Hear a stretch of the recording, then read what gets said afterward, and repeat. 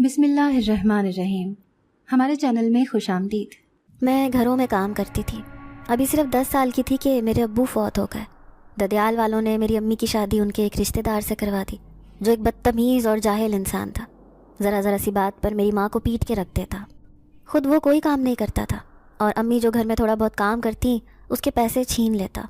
اکثر ہم ماں بیٹی بھوکے رہتے اور وہ خود کھا پی لیتا۔ میرا چھوٹا سا ذہن یہ سب کچھ برداشت نہیں کر پاتا تھا۔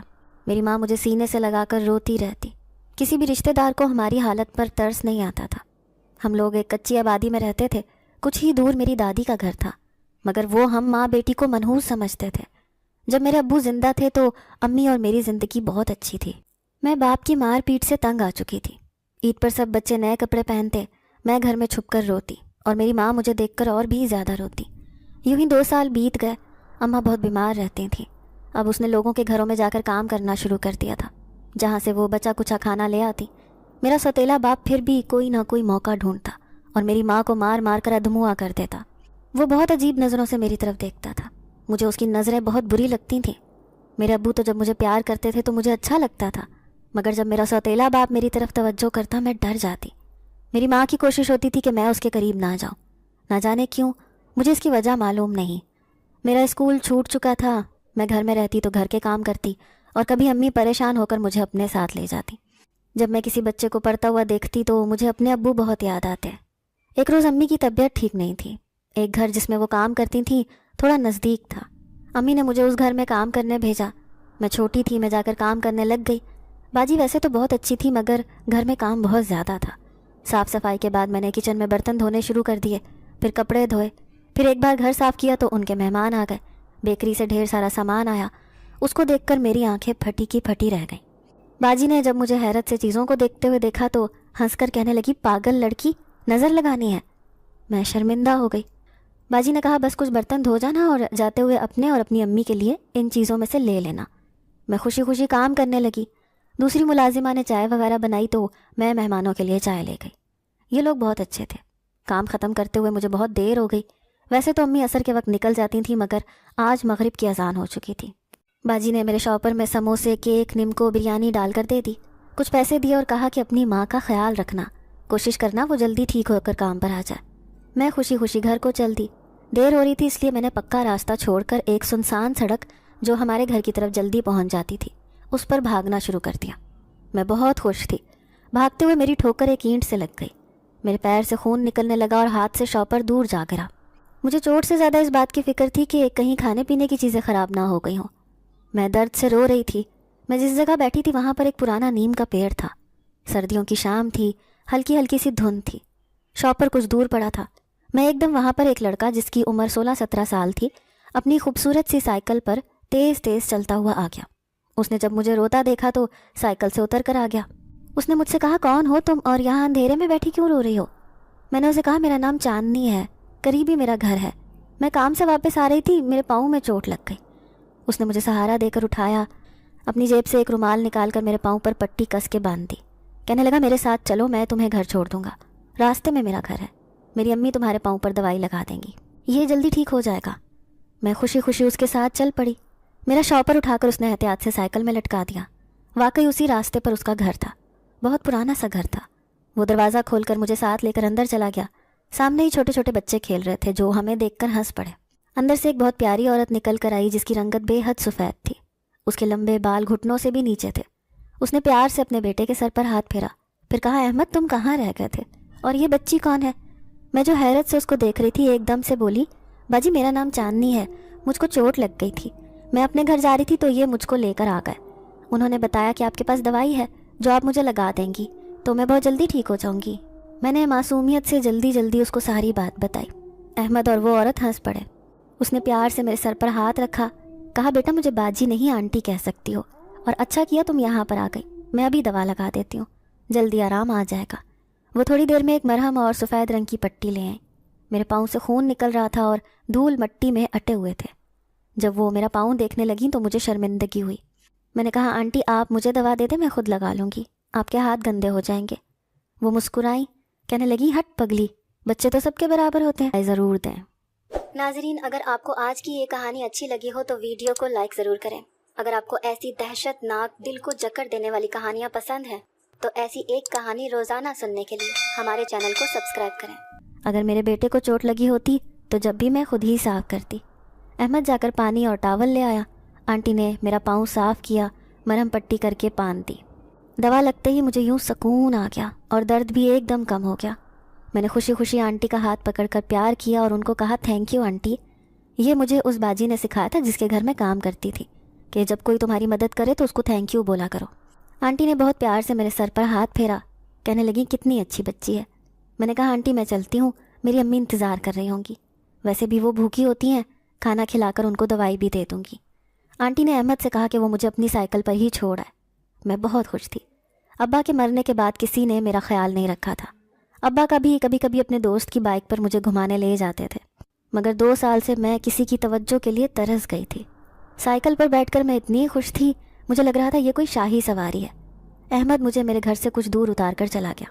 میں کھانا لے کر جیسے ہی گھر پہنچی، میرا سوتیلا باپ میری ماں کو بہت بری طرح سے مار رہا تھا۔ ماں چیخ چلا رہی تھی، محلے والے کھڑے ہو کر تماشا دیکھ رہے تھے۔ میں چیختی ہوئی ان کو ہٹا کر اپنی ماں کے پاس پہنچ گئی۔ میں اپنی ماں کے سامنے کھڑی ہو گئی۔ میرے باپ کے ہاتھ میں پلاسٹک کا پائپ تھا۔ اس نے وہی زور زور سے مجھے مارنا شروع کر دیا۔ کہنے لگا کہاں مر گئی تھی تو آوارہ لڑکی۔ میں حیرت سے ان کی طرف دیکھ رہی تھی۔ بابا مجھ کو چوٹ لگ گئی تھی پاؤں میں، آتے ہوئے ایک باجی نے میرے پیر پر پٹی باندھ دی، اس وجہ سے تھوڑی دیر ہو گئی، اور کام والی جگہ مہمان آ گئے تھے، انہوں نے چھٹی دیر سے دی تھی، دیکھو انہوں نے مجھے کھانا بھی دیا ہے۔ میں نے شاپر کو اس کی طرف بڑھایا۔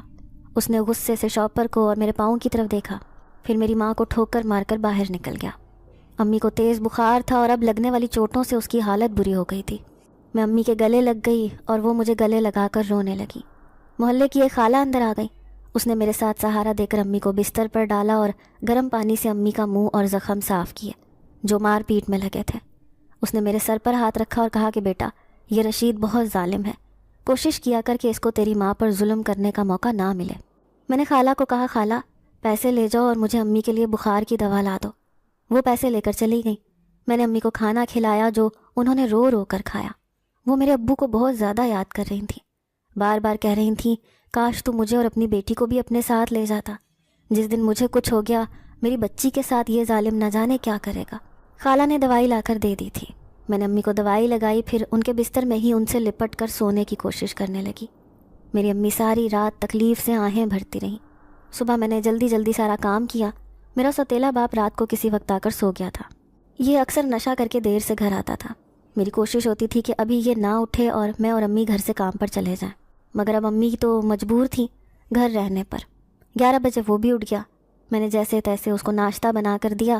کھانے سے زیادہ اس کی نظر مجھ پر تھی۔ میں نے کہا بابا مجھ کو آج کام پر جلدی جانا ہے، باجی نے کپڑے دھونے کا کہا تھا، کوشش کروں گی رات کو جلدی آ جاؤں، مگر تم میری ماں کو مت مارنا۔ میں نے مٹھی میں دبائے ہوئے 100 روپے اس کو دے دیے، جن کو لے کر وہ ہنسنے لگا، کہنے لگا سمجھدار ہے، بالکل اپنی ماں پر گئی ہے، تیری ماں تو اب بیکار ہو گئی ہے، مگر تو خوبصورت بھی ہے اور کام کی چیز ہے۔ یہ کہہ کر وہ برے طریقے سے ہنسنے لگا۔ میری ماں جو اندر پڑی یہ بات سن رہی تھی، اس نے مجھے غصے سے آواز دی۔ میں دوڑ کر اندر گئی تو وہ مجھے دکھ سے دیکھ رہی تھی۔ کہنے لگی میں نے تجھے کہا تھا نا اس سے زیادہ بات مت کیا کر، اور جلدی جلدی کام پر جا، شام کو جلدی آنا، اور بات سن میری چادر اوڑھ کے جایا کر، اب تو بڑی ہو رہی ہے۔ میں نے امی کو پیار کیا، اس کی چادر اٹھا کے اوڑھ لی اور جلدی جلدی بیچ والے راستے سے ہی باجی کے گھر جانے لگی۔ رات کو جو میرے پاؤں کی چوٹ تھی وہ اب ٹھیک ہو گئی تھی۔ میں نے جب پٹی کھولی تو وہاں ہلکا سا نشان تھا، زخم ختم ہو گیا تھا۔ میں اس آنٹی سے وہ دوا لانا چاہتی تھی امی کے لیے، کیونکہ اس کے زخم خراب ہو جاتے تھے۔ ابھی بھی نہ جانے کتنے زخم اس کے ہاتھوں اور پیروں پر تھے، گلے پر تھے، اور کل ہی تو اس کے ہاتھ میں اتنی چوٹ لگی تھی۔ میں دل ہی دل میں خود سے باتیں کرتی جا رہی تھی۔ پرانا نیم کا درخت تو وہیں تھا، مگر مجھے یہ یاد نہیں آ رہا تھا کہ آنٹی کا گھر کون سا تھا اور کہاں پر تھا۔ وہ سارا راستہ گزر گیا مگر ٹوٹے پھوٹے مکانوں کے سوا وہاں کچھ نہیں تھا۔ میں حیرانی سے راستہ پار کر گئی مگر مجھے ان کا گھر نہیں ملا۔ کام پر جا کر میں نے پورے دل سے کام کیا۔ باجی نے مجھ سے امی کا پوچھا، پھر میں نے بتایا کہ ابا نے رات بہت زیادہ مارا ہے ان کو، مجھ کو جانے میں دیر ہو گئی تھی اس لیے۔ باجی دکھ سے کہنے لگی رضیہ کی بھی کیا زندگی ہے، تمہارا ابو زندہ تھا تو غربت میں ہی عزت کے ساتھ رہتی تھی، مگر کسی کی ہمت نہیں تھی کہ اس کو کچھ کہہ سکے۔ بہت اچھی عورت ہے، مگر تمہارے ابو کے بعد تمہاری دادی نے اس نشئی سے شادی کروا کے اس کی اور تمہاری زندگی برباد کر دی۔ خیر، اللہ تم دونوں کے لیے آسانیاں کرے۔ آئندہ تمہیں دیر تک نہیں روکا کروں گی۔ کوئی مہمان وغیرہ آئے گا تو اس کو کلثوم دیکھ لیا کرے گی۔ تم دوپہر کا کھانا اپنے ساتھ لے جایا کرو، اپنی ماں کو کھلا دیا کرو۔ میں نے خوشی سے سر ہلا دیا۔ میں نے جلدی جلدی کام نمٹایا، تھکن بھی ہو رہی تھی، اور پھر شام کو 5:15 بجے چھٹی کر کے میں گھر کی طرف نکل گئی۔ اب پھر میں اسی راستے سے ہی جا رہی تھی، مگر یہ کیا، باہر تو کالے کالے سیاہ بادل تھے جو کبھی بھی بارش کر سکتے تھے۔ کچھ اندھیرا سا ہونے لگا تھا۔ میں جیسے ہی کچے راستے پر تھوڑے آگے پہنچی، ایک دم زور سے بادل گرجا اور تیز بارش شروع ہو گئی۔ میں نے اب روتے ہوئے بھاگنا شروع کر دیا۔ ایک دم سے میرا ہاتھ کسی نے پکڑ کر کھینچ لیا۔ میں نے جب دیکھا تو وہ احمد تھا۔ اس کے ہاتھ میں کالے رنگ کی بڑی سی چھتری تھی۔ وہ شاید اپنے گھر سے نکل کر آ رہا تھا۔ میں سردی سے بری طرح کانپ رہی تھی۔ اس نے میرا ہاتھ پکڑا اور میں چپ کر کے اس کے ساتھ چل پڑی۔ اس کے گھر میں اس کی امی ڈھیر ساری لکڑیاں آتش دان میں جلا کر بیٹھی ہوئی تھیں۔ وہ مسکرا کر اٹھی، میرا سامان لے کر رکھا، بڑا سا تولیہ لا کر مجھ کو دیا اور مجھے لکڑی کی ایک خوبصورت سی کرسی پر بٹھا دیا۔ کہنے لگی، بیٹی تم یہاں بیٹھو، میں تمہارے لیے گرم گرم چائے لے کر آتی ہوں۔ لکڑیوں کی گرماہٹ سے میری جان میں جان آئی۔ احمد کچھ دور بیٹھا میری طرف دیکھ رہا تھا۔ میں نے اس کو دیکھ کر کہا، میں دن میں تمہارا گھر ڈھونڈنے آئی تھی مگر ملا ہی نہیں۔ کہنے لگا، تم کسی غلط راستے پر چلی گئی ہوں گی، گھر تو یہیں پر ہے، تمہیں کیسے نہیں ملا؟ اور ہنسنے لگا۔ تم بالکل پاگل لگتی ہو۔ آنٹی نے کمرے میں آ کر اس کو غصے سے دیکھا تو وہ چپ ہو گیا۔ میرے پاس آ کر بیٹھ گئی، پوچھنے لگی، بیٹا تم کون کون ہو گھر میں؟ میں نے کہا، میں، میری امی اور میرا سوتیلا باپ۔ پھر میں نے ان کو ساری باتیں بتائیں۔ وہ دکھ سے کہنے لگی، کتنا ظالم انسان ہے۔ خیر بارش رکنے والی ہے، تم جلدی جلدی گھر چلی جانا، احمد تمہیں چھوڑ کر آ جائے گا۔ میں نے کہا، اگر اس کو کسی نے دیکھ لیا تو پھر کہیں وہ میری ماں کو پریشان نہ کرے۔ احمد ہنسنے لگ گیا، کہنے لگا، مجھے کوئی نہیں دیکھے گا، تم ڈرو مت۔ کچھ دیر بعد وہاں بیٹھ کر میں وہاں سے احمد کے ساتھ آ گئی۔ میرے ہاتھ میں کالے رنگ کی چھتری تھی، کھانا تھا اور امی کے لیے مرہم تھا۔ جیسے ہی میں گھر میں داخل ہوئی، وہاں پر بہت سی عورتیں تھیں جو امی کی چارپائی کے پاس بیٹھی تھیں۔ میری امی کے اوپر ایک چادر پڑی تھی، چہرہ چادر میں چھپا ہوا تھا، بالکل ویسے ہی ابا جب فوت ہونے کے بعد گھر آئے تھے تو وہ بھی ایسے ہی لیٹے ہوئے تھے۔ مجھ کو بہت ڈر لگا۔ میں نے پاس بیٹھی خالہ سے کہا، امی کی طبیعت زیادہ خراب ہے، صبح تو میں بخار کی دوا دے کے گئی تھی، امی سو رہی ہیں نا؟ پھر امی کی طرف بھاگ کر گئی، ان کے چہرے سے چادر ہٹائی، ان کی آنکھیں بند تھیں۔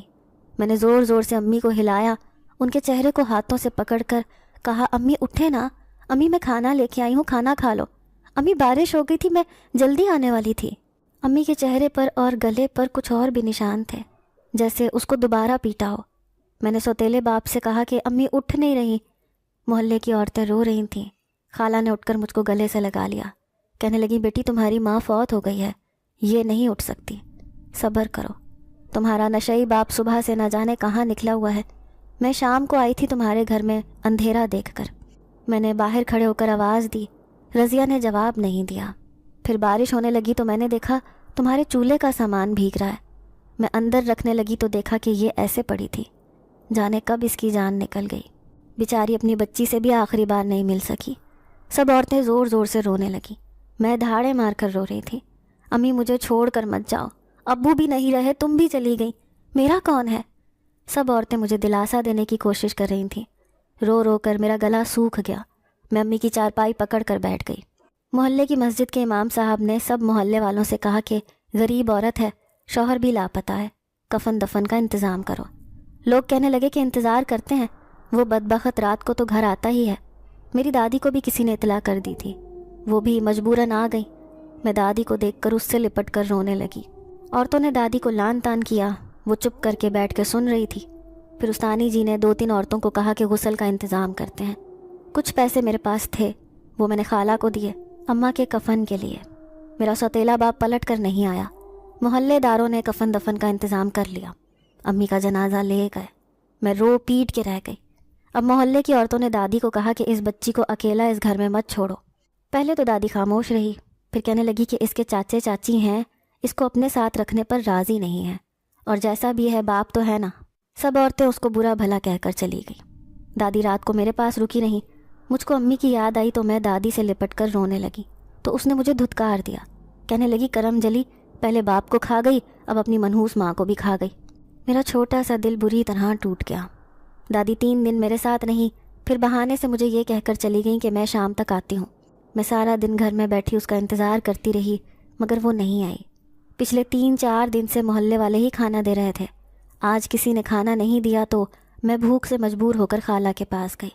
اس نے میرے سر پر ہاتھ پھیر کر مجھے کہا کہ بیٹا آج کا کھانا تو میں دے دوں گی، مگر تجھے پتہ ہے میرے حالات بھی ایسے ہی ہیں، اکیلی گھر میں رہ کر بھی کیا کرے گی بیٹا، واپس باجی کے پاس کام پر جانا شروع کر دے۔ میں نے کہا ٹھیک ہے خالہ، میں چلی جاؤں گی۔ دن تیزی سے گزرنے لگے، میں باجی کے گھر کام کرتی، کبھی احمد سے ملتی، کبھی سیدھی گھر آ جاتی، رات کو خالہ میرے پاس سوتی۔ اب میں 17 سال کی ہونے والی تھی۔ میری دادی سے میں واپس رابطہ کرنے کی کوشش نہیں کی تھی، باجی مجھے کپڑے دے دیتی تھیں جس سے میرا گزر بسر چل رہا تھا۔ میرا نشئی باپ ایک دن اچانک واپس آ گیا، محلے والوں نے اسے برا بھلا کہا، جس پر اس نے کہا کہ میں تو کام ڈھونڈنے کے لیے شہر سے باہر چلا گیا تھا، اور دنیا دکھاوے کے لیے میری ماں کے لیے رو کے دکھانے لگا۔ اس روز خالہ کہیں گئی تھیں اور اس کے گھر والے بھی۔ مجھے اکیلے خوف آ رہا تھا، مجھے اپنے سوتیلے باپ کے چہرے پر ٹپکتی ہوئی شیطانیت نظر آ رہی تھی۔ میں اللہ کا نام لے کر سونے کے لیے لیٹی تو کسی وقت آنکھ کھلی تو میرا سوتیلا باپ باہر سے دروازہ کھولنے کی کوشش کر رہا تھا۔ میں خوفزدہ ہو گئی، ویسے بھی اب میں بچی نہیں تھی، سب سمجھتی تھی۔ وہ شاید نشے میں تھا، اول فول بک رہا تھا۔ میں نے اپنا دوپٹہ اوڑھا، سرہانے رکھا ہوا امی کا فوٹو اٹھایا، ایک ٹوٹی پھوٹی تسبیح جس کو میری ماں بستر پر پڑھتی رہتی تھی، اللہ کا نام لے کر میں کمرے کی کھڑکی سے باہر کود گئی۔ جیسے ہی میں نے باہر کا دروازہ کھولا، میرا سوتیلا باپ بھی شور سن کر کمرے کی طرف سے باہر کے دروازے کی طرف بھاگا۔ اسے اپنی طرف آتا دیکھ کر میں پوری قوت سے بھاگی۔ اس کو پتا تھا کہ اگر آج میں رک گئی تو میرے ساتھ بہت غلط ہو جائے گا۔ میں بھاگتی گئی، وہ میرے پیچھے آ رہا تھا۔ میں اسی ویران راستے پر تھی، میں نے دیکھا ایک گھر کا دروازہ کھلا ہوا ہے۔ میں فوراً اس گھر میں گھس گئی۔ میرا ارادہ تھا وہاں کے لوگوں سے مدد مانگوں گی، مگر یہاں تو کوئی نہیں تھا۔ آنگن میں پرانے درخت تھے، بڑے بڑے کمرے جن کے دروازے بند تھے۔ اچانک میری نظر پڑی کہ ایک دروازہ کھلا ہوا ہے۔ میں اپنے سوتیلے ابا کے خوف سے اس کمرے میں گھس گئی۔ باہر بالکل سناٹا تھا۔ میری آنکھ لگ گئی۔ جب میری آنکھ کھلی تو میں ایک شاہی بستر پر تھی۔ وہ ماحول، وہ کمرہ ہرگز وہ نہیں تھا جہاں میں ابا کے ڈر سے چھپی تھی۔ میں ایک دم سے اٹھ بیٹھی۔ صبح ہو چکی تھی، مجھے لگ رہا تھا میں کسی اور ہی دنیا میں آ گئی ہوں۔ یہاں کی ہر چیز بہت خوبصورت اور الگ تھی۔ ایسی چیز تو میں نے ان بنگلوں میں بھی نہیں دیکھی تھی جہاں پر میں صفائی کا کام کرتی تھی۔ میں نے چونک کر اپنی طرف دیکھا، میرے جسم پر خوبصورت لباس تھا، جیسے کسی شاہی خاندان کی شہزادی کا لباس ہو۔ میں بہت پریشان ہوئی کہ یہ کیا ماجرا ہے۔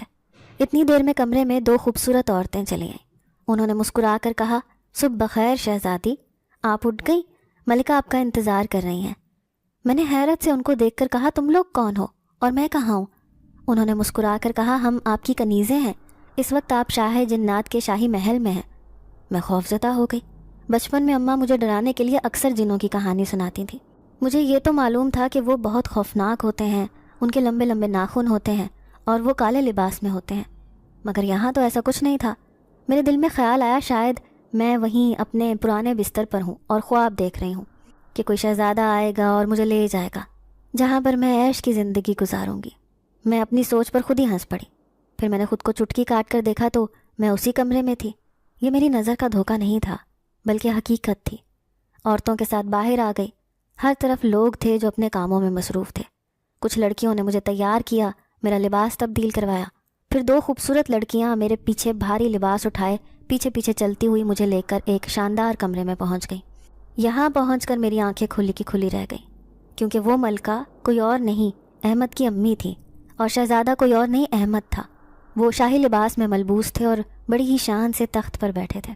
ملکہ نے مجھے مسکرا کر کہا، شاہی محل میں تمہارا استقبال ہو شہزادی، آج یہی تمہارا گھر ہے، کہو کیسا لگا تمہیں اپنا نیا گھر؟ خوشی کی وجہ سے میری آنکھوں سے آنسو گر رہے تھے۔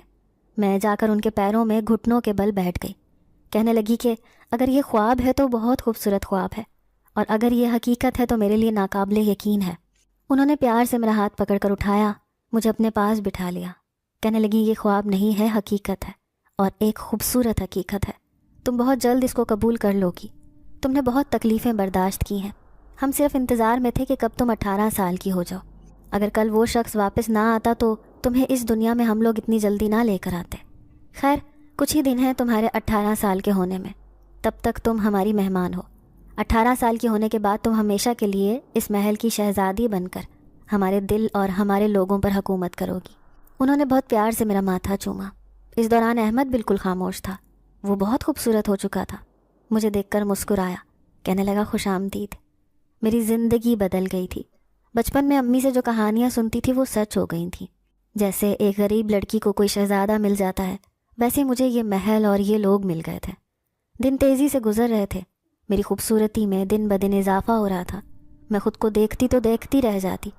ابھی مجھے امی یاد آتی تھیں۔ اکثر میں خاموش بیٹھ کر امی ابو کی یاد میں رو پڑتی تھی۔ جب احمد اور اس کی ماں کا پیار دیکھتی تو سوچتی کتنا خوش نصیب ہے یہ جو اس کی ماں اس کے ساتھ ہے۔ میری یہ حالت دیکھ کر احمد کی امی، جن کا نام نگینہ تھا، وہ فوراً میری دلجوئی کرنے لگتی۔ یوں ہی 6 مہینے گزر گئے۔ آج میں پوری 18 برس کی ہونے والی تھی۔ شام سے ہی محل کو سجایا جا رہا تھا۔ دور دور سے مختلف قبیلوں کے سردار جنات اپنے خاندان کے ساتھ آنا شروع ہو گئے تھے۔ آج چاند کی 14ویں تاریخ تھی۔ ہر طرف نور ہی نور پھیلا ہوا تھا۔ ٹھنڈی سرد ہوائیں اور مسحور کن خوشبو شاہی خدمت گاروں نے پورے محل کا نقشہ بدل کے رکھ دیا تھا۔ طرح طرح کے پکوان پکائے جا رہے تھے۔ شاہی جنات نے اپنی رعایا کی عام دعوت کی تھی۔ مجھ کو نگینہ نے بطور خاص ایک لباس بھجوایا تھا جس کو دیکھ کر کوئی بھی دنگ رہ جائے۔ لباس کیا تھا، جیسے ستاروں کی کہکشاں تھیں۔ میرا روپ آج بالکل بدلا ہوا تھا۔ میری بے چین نظریں شہزادہ احمد کو ڈھونڈ رہی تھیں، مگر وہ نہ جانے کہاں گم تھا۔ میری بے چینی کو محسوس کر کے ملکہ مسکرانے لگی، کہنے لگی انتظار کی گھڑیاں تھوڑی سی بچی ہیں۔ جب میں پوری طرح تیار ہو گئی تو وہ مجھے دیکھنے آئی۔ مجھے دیکھ کر اس نے کہا، ماشاء اللہ، شہنشاہ جنات آج تمہاری سالگرہ کے موقع پر ایک اعلان کرنے والے ہیں۔ اگر تمہیں منظور ہو تو ہمیں بتا دو، اور اگر تمہیں منظور نہ ہو تو بھی بتا دو۔ میں نے پیار سے ان کے گلے میں باہیں ڈال دی اور کہنے لگی، میری امی کے بعد مجھے محبت صرف آپ سے ملی ہے، آپ حکم کریں۔ انہوں نے کہا کہ شہنشاہ جنات چاہتے ہیں کہ آج تمہاری اور شہزادہ احمد کی شادی کا اعلان کر دیا جائے، اس لیے سارے جنات کو دعوت دی گئی ہے، اور اسی لیے آج عوام ساری مدعو ہے۔ میں ان کی بات سن کر حیرت میں پڑ گئی۔ میں جب سے اس محل میں آئی تھی، ایک سے بڑھ کر ایک خوبصورت لڑکی کو دیکھا تھا۔ مجھ میں ایسا کیا تھا جو وہ ان جن زادیوں کو چھوڑ کر مجھے اپنی ملکہ بنانا چاہتے تھے، اپنے بیٹے احمد کے ساتھ شادی کر کے۔ مجھے سوچ میں ڈوبا دیکھ کر ملکہ نگینہ کہنے لگی، تم جو سوچ رہی ہو اس کا جواب یہ ہے کہ بے شک یہاں پر ایک سے بڑھ کر ایک جنات زادیاں ہیں، مگر ہمیں ایسی ملکہ چاہیے جس کا دل سونے سے بھی زیادہ قیمتی ہو، جس کو صرف اور صرف محبت کرنا آتی ہو، جو مظلوموں کے ساتھ انصاف کر سکے، ہمیشہ سچائی کے راستے پر چل سکے اور ہمیشہ نیکی کے کام کرے۔ ایسی کوئی بھی جن زادی ابھی تک ہمیں نظر نہیں آئی۔ تم بچپن سے ہماری نظروں کے سامنے پلی بڑی ہو۔ مشکل سے مشکل حالات میں بھی تم نے جس طرح گزارا کیا ہے، کبھی کسی مخلوق کو نقصان نہیں پہنچایا، اور سب سے بڑھ کر یہ کہ شہزادہ احمد تمہیں بچپن سے پسند کرتا آیا ہے۔ وہ خود بھی تمہاری طرح ہی ہے، نرم طبیعت اور سچے دل کا۔ اس کے ساتھ صرف تمہاری جوڑی جچتی ہے۔ میں نے اور شہنشاہ جنات نے یہ فیصلہ بہت سوچ سمجھ کر کیا ہے۔ تمہیں پریشان ہونے کی کوئی ضرورت نہیں، لیکن اگر تمہاری خواہش کچھ اور ہے تو ہم تمہاری خواہش کا احترام کریں گے۔ اگر تم اپنی دنیا میں جانا چاہو تو تمہیں کوئی پابندی نہیں ہے۔ جتنا ہو سکا ہم تمہاری مدد کریں گے، تمہیں اکیلا نہیں چھوڑیں گے۔ تمہیں اگر اپنی زمین پر انسانوں کے ساتھ اپنی زندگی گزارنی ہے تو بھی ہمیں کوئی اعتراض نہیں، فیصلہ تمہارے ہاتھ میں ہے۔ میں نے ایک لمحے کو سوچا اور فیصلہ کر لیا۔ زمین پر میرا اب کون تھا؟ ماں اور باپ مر چکے تھے، سوتیلا باپ جو میرے لیے ایک شیطان تھا۔ انسانوں کی دنیا کے بیچ میں رہنا میرے لیے بہت مشکل تھا۔ جانے اب میں وہاں ہوتی تو میرے ساتھ کیا ہو چکا ہوتا۔ میں نے ملکہ نگینہ کا ہاتھ پکڑ کر اپنی آنکھوں سے لگایا اور کہا کہ میں اس محل میں آپ کی بہو بن کے رہنا چاہوں گی، اور شہنشاہ جنات بے شک اعلان کر سکتے ہیں، مجھے کوئی اعتراض نہیں۔ انہوں نے مسکرا کر میری طرف دیکھا اور وہاں سے چلی گئی۔ رات 12 بجے سالگرہ کی تقریب شروع ہوئی۔ زمین سے آسمان تک روشن ہو رہا تھا، ایسی آتش بازی کی گئی تھی۔ شہنشاہ جنات نے اعلان کیا کہ آئندہ کے شہنشاہ جنات اور ملکہ ہماری تقریب میں موجود ہیں۔ انہوں نے ہم دونوں کو بلا کر ہمارے سروں پر تاج رکھ دیے۔ چند ایک جنات کی شہزادیوں کو چھوڑ کر سبھی لوگ بہت خوش تھے۔ سب نے ہمارے لیے نیک خواہشوں کا اظہار کیا۔ پھر شہنشاہ جنات نے کہا کہ اگلے جمعے کو ان دونوں کا باقاعدہ نکاح ہے۔ میں امید کرتا ہوں کہ ہمارا انتخاب مستقبل میں درست ثابت ہوگا۔ تقریباً سب کچھ بہت خوش اسلوبی سے ختم ہو گیا۔ لوگ بھی بہت خوش ہوئے۔ سب سے زیادہ خوش شہزادہ احمد تھا۔ وہ محبت پاش نظروں سے میری طرف دیکھ رہا تھا۔ میرے اندر نہ جانے کہاں سے بلا کا اعتماد آ گیا تھا۔ بہت خوش تھی میں۔ دن اسی طرح گزر گئے اور جمعے کے روز باقاعدہ نکاح میں ایک تقریب ہوئی۔ محل میں خوشیوں کا سما تھا۔ ہر طرف سے ہم دونوں کے لیے تحفے تحائف آ رہے تھے۔ نکاح کے پاکیزہ بندھن کے بعد ہماری ایک الگ زندگی شروع ہو گئی۔ شہزادہ احمد میرے پاس آیا۔ اس نے میرا ہاتھ تھام کر کہا شہزادی صاحبہ، آپ اپنے نام کی طرح چاندنی ہے جس نے میری زندگی کے ساتھ ساتھ میرے دل کو بھی روشن کر دیا ہے۔ مجھ سے وعدہ کریں کہ ہمیشہ یوں ہی میری زندگی میں روشنی کرتی رہیں گی۔ میں نے مسکرا کر اس کا ہاتھ پکڑ لیا اور کہا کہ یہ روشنی تو آپ نے میری زندگی میں کی ہے۔ کہا میں انسان زادی جو یتیم ہونے کے بعد مشکلوں کے بوجھ تلے دب کر اپنی زندگی گزار رہی تھی۔ میں نے کبھی خواب میں بھی نہیں سوچا تھا کہ زندگی اتنی خوبصورت ہو جائے گی۔ چاند اب ڈھل رہا تھا، صبح بہت روشن اور چمکدار تھی۔ شہزادہ احمد اور میں زمین پر جاتے اور جو چھوٹے چھوٹے بچے ہمیں مشکلوں میں گھرے نظر آتے ہم ان کی مدد کرتے۔ جو یتیم بچے ظلم کا شکار ہوتے ہم انہیں اس سے بچاتے۔ ہم دونوں کی زندگی کا مقصد صرف اور صرف نیک کام کرنا تھا، کیونکہ دنیا میں ہر طرف بدی ہی بدی پھیل رہی تھی، اور جب اندھیرا زیادہ ہو تو روشنی کی ضرورت بڑھ جاتی ہے۔ اسی طرح انسانوں کی طرح جنات کے بھی مسئلے مسائل تھے۔ ہم دونوں کی کوشش تھی کہ دنیا میں جاری ظلم و ستم کو کم کر سکیں۔ ایسے ہی خدا نے ہمیں بیٹی سے نواز دیا جو شکل و صورت میں اپنے باپ کی طرح خوبصورت تھی۔ اس کا دل سنہری رنگ کا تھا۔ ہم نے اس کا نام سنہری رکھا۔ وہ جہاں جاتی وہاں روشنی ہو جاتی۔ تتلیاں پھول اس کے پیچھے پیچھے دوڑے چلتے۔ ایک دن شہنشاہ جنات کی طبیعت خراب ہو گئی۔ بہت سے طبیب علاج کرنے لگے مگر ان کا آخری وقت آ چکا تھا۔ ہم سب بری طرح غمگین تھے۔ انہوں نے مجھے اور شہزادہ احمد کو پاس بلا کر خوب نصیحتیں کی۔ اپنے دوست احباب کو نصیحتیں کیں اور ملکہ سے کہنے لگے کہ میں تم سے بہت خوش ہوں۔ ساری زندگی تم نے میرا ساتھ نبھایا، مجھے اتنی پیاری اولاد کا تحفہ دیا۔ ہماری کوئی بیٹی نہیں تھی، صرف بیٹے تھے، مگر تم نے اتنی پیاری بہو ڈھونڈ کر میری زندگی کی اس کمی کو بھی پورا کر دیا۔ اب اپنے بچوں کا ساتھ نبھانا، ریاست کے معاملات میں ان کی مدد کرنا اور کوشش کرنا کہ ہر مظلوم کی مدد ہو۔ ہم سب نے ان سے وعدہ کیا کہ ان کی ریاست ہو یا زمین کا کوئی کونا ہو، ہمیں جہاں کہیں بھی کسی مظلوم نے یاد کیا ہم اس کی مدد کریں گے۔ انہوں نے کلمہ پڑھا اور اپنی جان دے دی۔ ریاست میں کئی روزہ سوگ کا اعلان کر دیا گیا۔ ہر چیز نے سوگ کا لباس زیب تن کر لیا تھا، چاہے وہ انسان تھے، درخت تھے، پھول تھے یا پودے۔ آسمان بھی سیاہ تھا۔ میرا دل غم سے بھر گیا۔ میں ایک بار پھر اس ساری دنیا میں یتیم ہو گئی تھی۔ شہزادہ احمد بری طرح ٹوٹ گیا تھا۔ چھوٹے تینوں بھائی بے حد پریشان اداس ہر وقت اپنے اپنے کمروں میں رہتے۔ محل کی ساری رونق ایک دم ہی شہنشاہ جنات اپنے ساتھ لے گئے تھے۔ سارے معاملات آگے پیچھے ہو رہے تھے، جیسے سبھی دوست نہیں ہوتے، بالکل اسی طرح ریاست میں مختلف مسئلوں نے سر اٹھانا شروع کر دیا۔ جگہ جگہ پر سرکشی شروع ہو گئی۔ میں شہزادہ احمد کو دن رات سمجھاتی مگر وہ پتھر کی مورت بن کر ایک طرف پڑا رہتا۔ بہت سارے سردار بددل ہو کر ریاست کو سرداری کو چھوڑ رہے تھے۔ جگہ جگہ سے حوصلہ شکن خبریں آنا شروع ہو گئی۔ میری بیٹی اپنے دادا کے بنا پریشان پھرتی۔ میری ساری صورتحال پر پریشانی تھی۔ ایک روز خبر آئی کہ غیر مسلم جنات نے ہماری ریاست پر حملہ کر دیا ہے اور بہت سارے لوگوں کو اٹھا کر لے جائیں گے، اور بہت سارے جنات مارے گئے ہیں جن کے بچے یتیم ہو گئے ہیں۔ میں نے آخری کوشش کے طور پر شہزادہ احمد کو اس کی ذمہ داریوں کا احساس دلانا چاہا۔ پھر تنگ آ کر ملکہ نگینہ کی اجازت سے اپنی فوج کے ساتھ خود سرکش جنات کے قبیلوں سے جنگ کرنی شروع کر دی۔ میں جتنی رحم دل تھی، اب حالات نے مجھے اتنا ہی ظالم بنا دیا تھا، اور یہ ضروری تھا، ورنہ بہت سارے بے گناہ لوگوں کا نقصان ہو رہا تھا۔ میں نہیں چاہتی تھی کہ ہماری ریاست میں کوئی بچہ یتیم ہو۔ میں ایک انسان زادی تھی، مگر اس وقت میرے پاس ایک انسان اور جن دونوں کی مشترکہ قوتیں تھیں۔ میرے پاس ایسی قوتیں تھیں کہ میں سرکش اور باغی جنات میرے سامنے ٹک نہیں سکتے تھے۔ یہی صورتحال انسانوں کی دنیا میں بھی جنات نے کر دی تھی۔ غیر آباد جگہوں سے نکل کر انسانی آبادی پر تسلط قائم کرنا، ان کی عورتوں، بچوں اور بوڑھوں کو تنگ کرنا۔ میری بیٹی اپنی دادی کے ساتھ پل رہی تھی۔ میری زندگی عجیب طرح کی ہو گئی تھی۔ کئی سال کی کوششوں کے بعد میں نے ریاستی معاملات پر قابو پا لیا، لیکن دشمن بہت بڑھ چکے تھے۔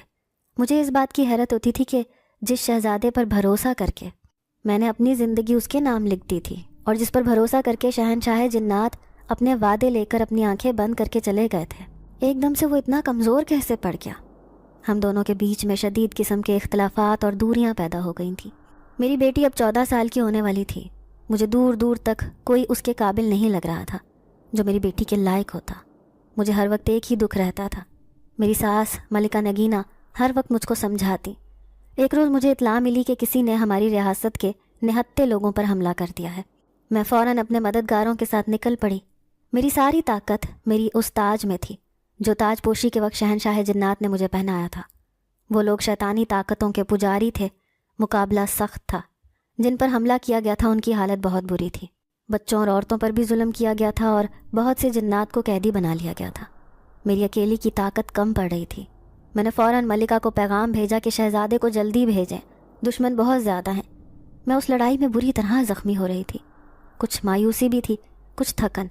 دشمن کے ہر وار پر مجھے لگتا کہ یہ شاید آخری ہو۔ میرے مددگار بھی شدید خوفزدہ تھے۔ ہم لڑتے لڑتے پیچھے ہوتے جا رہے تھے کہ اچانک یوں لگا جیسے ہماری طرف سے کسی نے پوری قوت کے ساتھ دشمن جنات پر حملہ کر دیا۔ میں خوش تھی کہ شہزادہ احمد میری مدد کو پہنچ گیا۔ داؤ بدل بدل کر وہ اس قدر تیزی سے حملہ کر رہا تھا کہ دشمن کچھ ہی لمحوں میں پسپا ہو گئے۔ اس نے اپنا چہرہ سفید کپڑے سے چھپایا ہوا تھا۔ مددگاروں کے حوصلے بھی بڑھ گئے۔ کچھ ہی دیر میں دشمن بھاگ گئے۔ میں خوش ہو کر بھاگ کر شہزادے سے لپٹ گئی۔ مجھے بہت حیرت ہوئی، وہ شہزادہ نہیں تھا۔ میں نے ایک دم کھینچ کر اس کے چہرے سے نقاب ہٹا دیا۔ وہ شہزادہ احمد نہیں بلکہ میری بیٹی سنہری تھی۔ اس کے سنہری بال چوٹی میں بندھے تھے اور وہ مردانہ لباس میں اپنے قبیلے کو بچانے کے لیے آئی تھی۔ مجھے دیکھ کر مسکرائی تو مجھے غصہ آیا، مگر اس کی آنکھوں میں بلا کی چمک تھی۔ تمام جنات مؤدب ہو کر میری بیٹی کے سامنے کھڑے تھے۔ میں نے سب کی نظروں میں مستقبل پڑھ لیا تھا۔ میرے بعد شہنشاہ جنات کی خواہشوں کو پورا کرنا، ان کے خوابوں کی تعمیر کرنا اس کمسن بچی کے ہاتھ میں لکھا گیا تھا۔ میں خاموشی سے واپس آ گئی۔ میں انسان زادی تھی، میری تمام طاقت صرف مجھے دی گئی تھی، مگر میری بیٹی جن اور انسان دونوں کی طاقت لے کر پیدا ہوئی تھی۔ میں جان گئی تھی کہ شہنشاہ جنات کا اپنے بیٹے کی شادی مجھ سے کرنے کا کیا مقصد تھا، لیکن ابھی اس کی اتنی عمر نہیں تھی کہ اس کی تربیت کی جاتی، اور میرا کوئی خاص دھیان نہیں تھا۔ میں سالوں سے حکومت کی وجہ سے پریشان تھی۔ میرا دل ایک ماں کا دل تھا۔ وسوسوں نے مجھے گھیر لیا۔ زخموں سے چور میں اپنے شاہی محل میں لوٹ آئی۔ میں بالکل خاموش تھی، میرے پاس الفاظ نہیں تھے۔ جنات کی ملکہ نگینہ، جن کو کبھی میں ماں کہتی تھی، میں نے غور سے ان کے چہرے کی طرف دیکھا۔ مجھے برسوں پہلے اپنے کیے ہوئے فیصلے پر اب خوف آ رہا تھا۔ میرا تو کوئی نہیں تھا، مگر میری بیٹی دنیا میں میری تھی۔ جنات اور انسان کے میل سے پیدا ہونے والی میری بیٹی، جو اگر اس کو کچھ ہو جاتا تو اس سے آگے میں سوچ نہیں پائی۔ ملکہ نے میرے پاس بیٹھ کر میرا ہاتھ تھاما ہوا تھا۔ میں نے کہا، امی یہ سب کیا ہو رہا ہے؟ میں بہت کمزور ہوں، میں نے بہت سال اپنی حیثیت سے زیادہ بوجھ اٹھا لیا ہے۔ اب میری بیٹی کو بھی ایک عجیب و غریب زندگی جینی ہوگی۔ ریاست کو سنبھالنا آپ کے بیٹوں کی ذمہ داری ہے، میری معصوم بیٹی کی نہیں۔ اسی دن کے لیے میری شادی آپ کے شہزادے سے کی گئی تھی۔ کیا وہ شروع سے ایسے تھے؟ اس لیے آپ لوگوں نے ان کے لیے میرا انتخاب کیا تھا؟ میں تو سمجھتی تھی کہ مجھے یتیم پر آپ نے احسان کیا ہے۔ میں بہت دکھ سے بول رہی تھی۔ کیا جنات بھی دھوکہ دیتے ہیں امی؟ بیماری نے مجھ کو گھیر لیا تھا۔ نہ جانے کتنے دن میں یوں ہی بیمار پڑی رہی، اور حیرت کی بات یہ کہ وہ سب لوگ جو میرے آس پاس رہتے تھے بالکل غائب تھے۔ شہزادہ احمد اب جنات کی دنیا کے معاملات کو تھوڑا تھوڑا سنبھالنے لگا تھا۔ میرے تینوں دیور اور میرے ساتھ بہت اچھے سے پیش آتے تھے۔ اس واقعے کو چند دن ہوئے تھے جب محل میں ایک تقریب رکھی گئی۔ میں نکاحت کی وجہ سے کنیزوں کے سہارے سے چل کر اس تقریب میں گئی۔ شہزادہ احمد نے اعلان کیا کہ اس کی بیٹی سنہری آج سے شہزادی سنہری بن گئی ہے۔ پھر اس نے میری طرف اشارہ کیا۔ میرے سر پر شہنشاہ جنات کا سجایا گیا تاج اتار کر سنہری کے سر پر رکھ دیا گیا۔ میری آنکھوں میں آنسو تھے۔ بیٹی کے چہرے پر بہت زیادہ خوشی دیکھ کر مجھے خوشی نہیں ہوئی، میرا دل بجھ گیا۔ تقریب ختم ہو گئی۔ میں سر جھکا کر اپنے کمرے میں بیٹھی سوچ رہی تھی کہ اب ان لوگوں کو میری ضرورت نہیں رہی۔ میرے پاس اب ہلکی پھلکی ہی طاقت رہ گئی تھی۔ میں نے شیشے میں اپنے چہرے کی طرف دیکھا۔ بڑھاپے نے مجھ پر حملہ کر دیا تھا۔ میں بہت دل برداشتہ ہو چکی تھی۔ رات کے کسی پہر میں نے فیصلہ کیا کہ اب چپ کر کے بستی میں واپس لوٹ جانے کا وقت ہو گیا ہے، جو میرا اصل تھا۔ رات کا 1 بج رہا تھا۔ میں اپنے کمرے میں بے چینی سے ٹہل رہی تھی۔ 1 بجتے ہی جنات کی دنیا کے محافظ چلے جاتے تھے۔ میں چپ چاپ اس دنیا سے نکل آئی۔ میرا ٹھکانہ اب کوئی نہیں تھا۔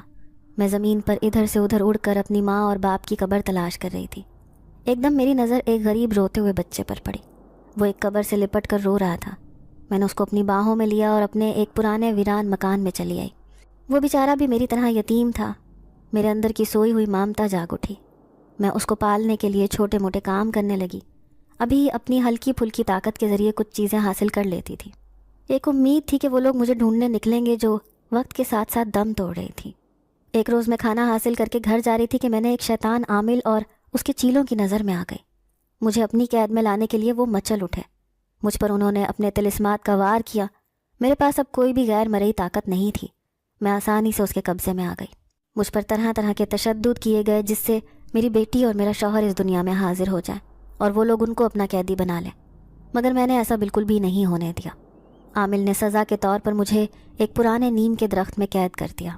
میری بیٹی جب تک 18 سال کی نہیں ہوتی وہ زمین پر نہیں آ سکتی تھی۔ میرا شوہر اپنی دنیا کے معاملات سنبھال رہا تھا۔ یہ درخت اسی سنسان سڑک پر تھا جس پر چلتے ہوئے اکثر میں اس کھنڈر نما مکان میں شاہی جنات کے گھر میں پہنچ جاتی تھی۔